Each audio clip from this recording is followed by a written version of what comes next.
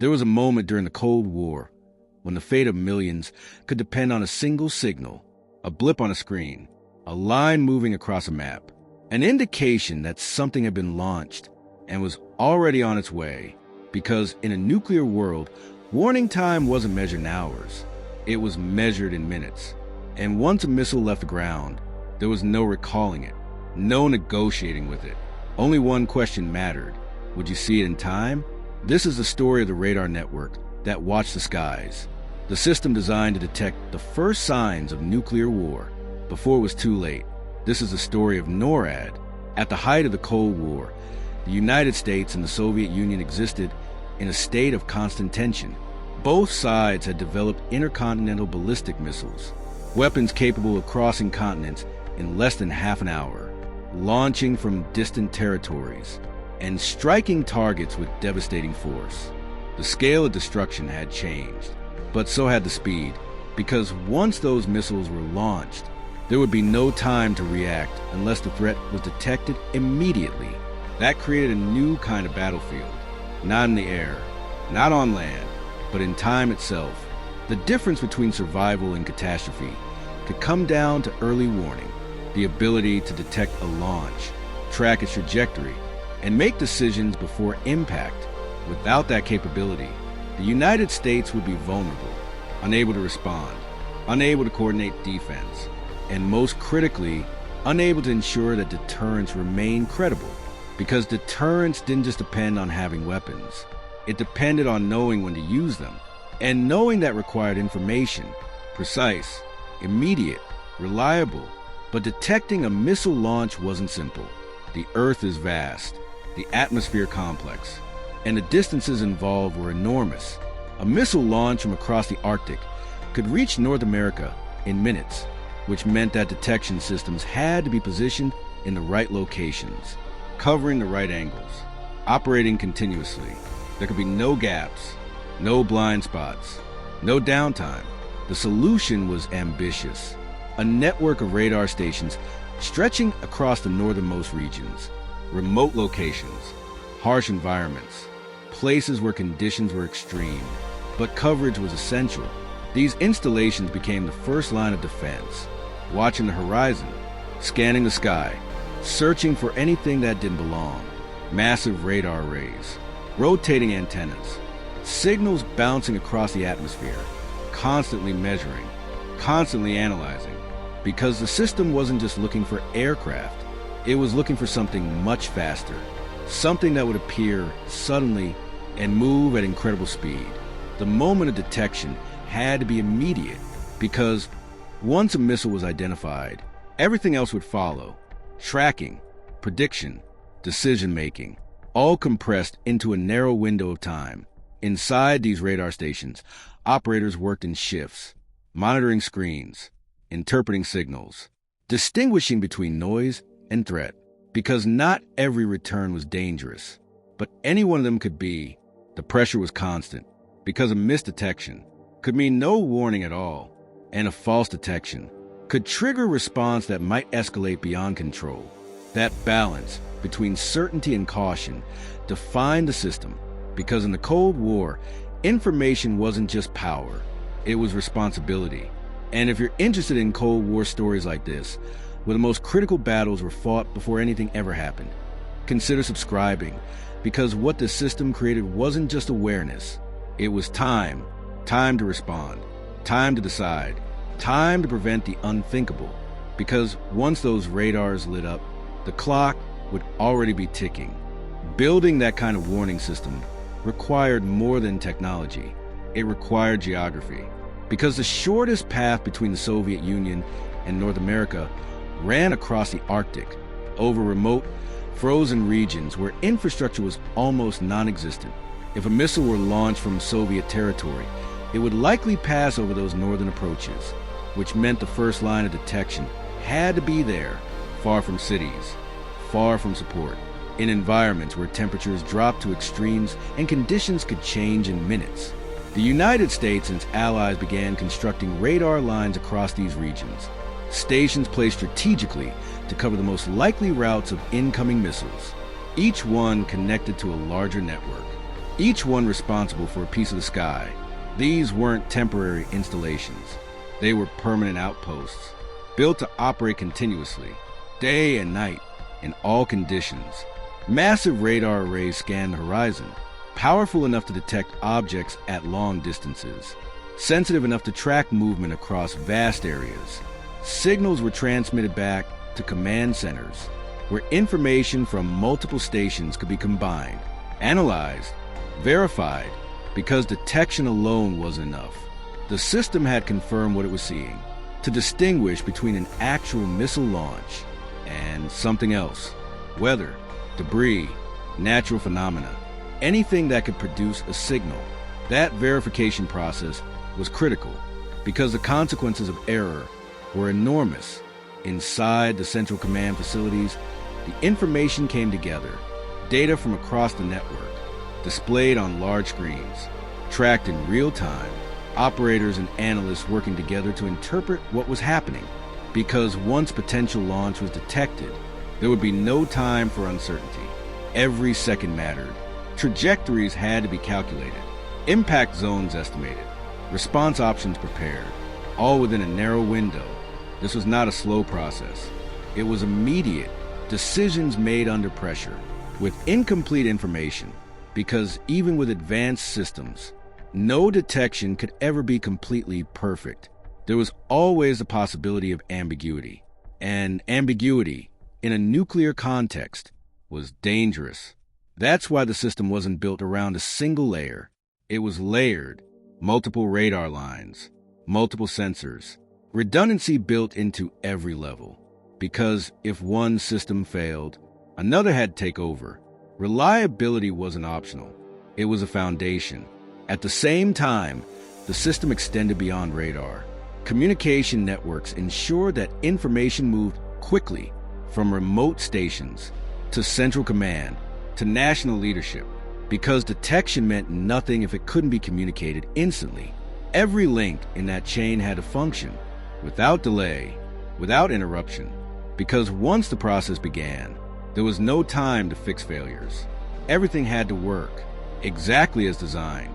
And if you're interested in Cold War stories like this, where entire systems were built around moments that might never come, consider subscribing, because what this network represented wasn't just technology, it was coordination.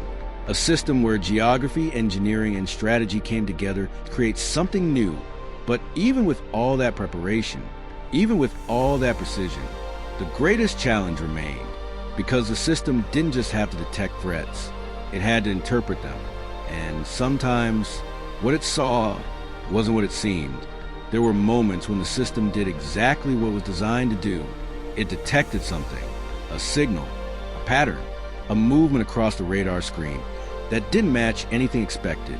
Inside the command center, everything would change.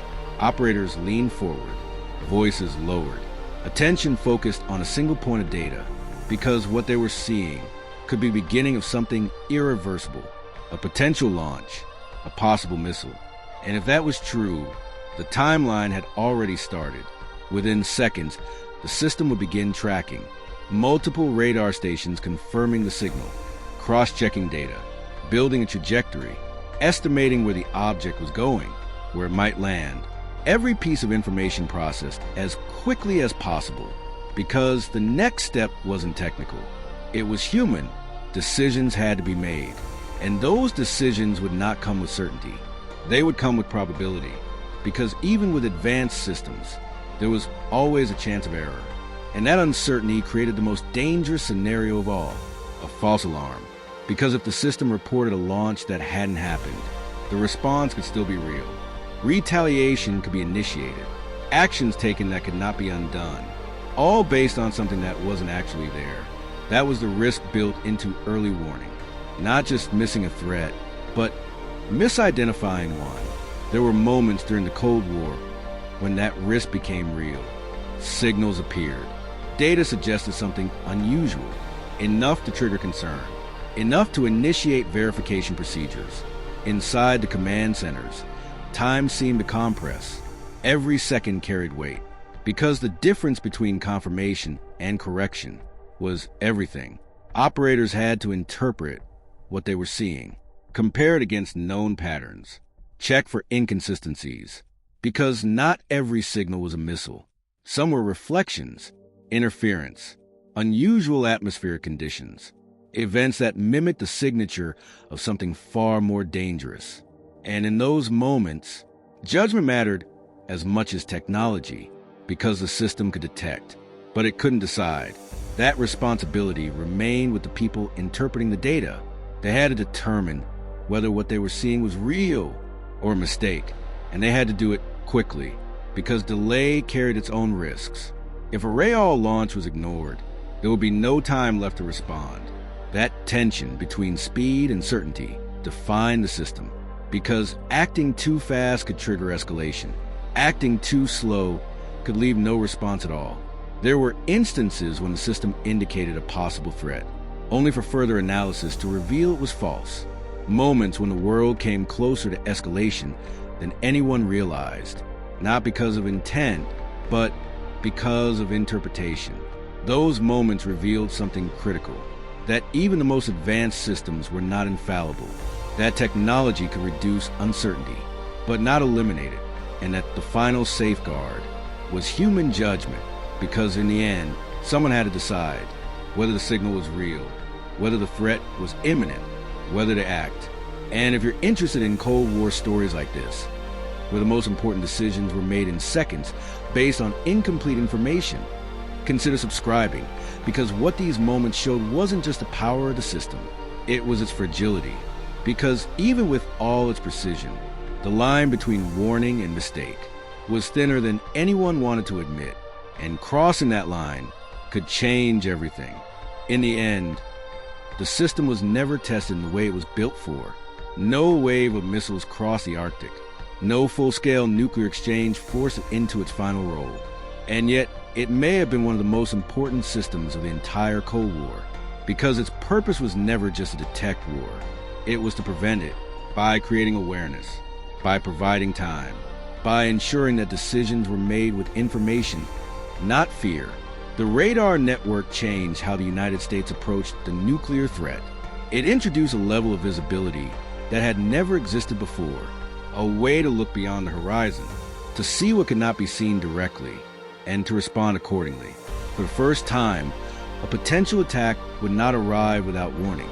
There would be moments, however brief, to understand what was happening, to confirm, to assess, to decide. And in those moments, everything could change, because the presence of early warning altered the balance. It reduced the advantage of a surprise attack. It reinforced deterrence, because any adversary knew that their actions would be detected, tracked, understood, and responded to. That knowledge shaped behavior. It introduced caution.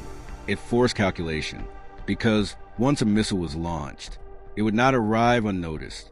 The system also revealed something deeper about the nature of control during the Cold War. That technology alone was not enough, that even the most advanced networks depended on the people who operated them, the ones who interpreted signals, who made decisions under pressure, who understood that a single mistake could have consequences beyond anything they would ever see. That responsibility defined the system as much as the radar itself, because in those rooms, far from the public eye, the balance of the Cold War was maintained in silence, not through action, but through readiness, through attention, through the ability to distinguish between threat and noise. Over time, the system evolved, improved, expanded. New technologies were added, more advanced sensors, better communication, greater coverage, but the core mission remained the same. Watch, detect, provide time, because in a world where decisions could determine the fate of millions, time was the most valuable resource of all, and the system existed to create it. Today, the legacy of that network remains, not just in the technology that followed, but in the understanding it created. That awareness can prevent escalation. That information can stabilize conflict. That even in the most dangerous moments, control is possible. Because during the Cold War, the greatest victories were not the ones that were seen. They were the ones where nothing happened, where systems worked exactly as intended, where signals were interpreted correctly, where decisions prevented escalation, and where the world continued because someone saw the signal and understood what it meant. For more stories like this, make sure to like the video and subscribe to the channel, because some of the most important battles in history weren't fought on battlefields. They were fought in moments of decision, long before anything was launched,